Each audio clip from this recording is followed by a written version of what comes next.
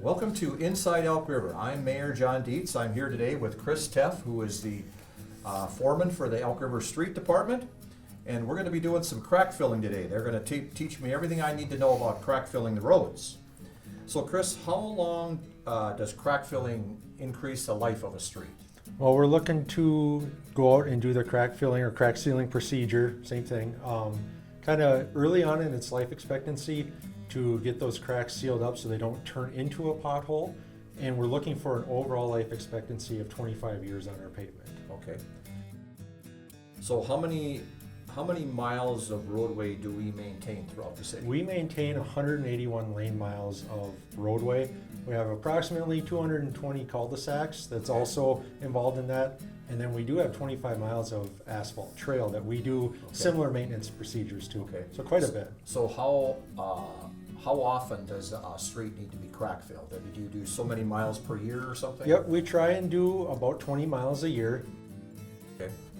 Now, we used to do a process where we put the rock on and the tar. What was that called? That's like a mastics type of sealant. But we don't do that anymore. No, right? no, a little bit slower, a little bit more labor intensive. There are multiple styles of patching.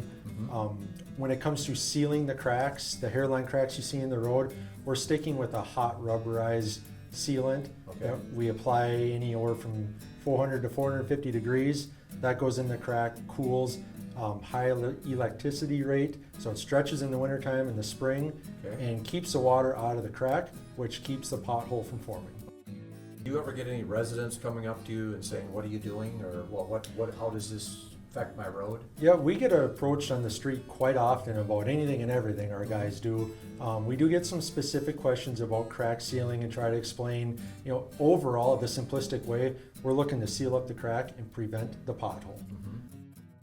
This saves the taxpayers a lot of money by successfully crack filling, so Yes. that roads don't need to be replaced near as often. It's one of those activities where it's like, well, what are those guys doing and why? And why is that toilet paper everywhere? Especially last year with the toilet paper stuff. That was a little touchy.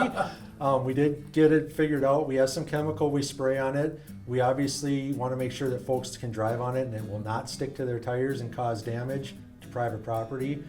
It's one of those things where we're doing it. We do it every year. Our guys on this crew take tremendous pride in this activity. High quality control within the group.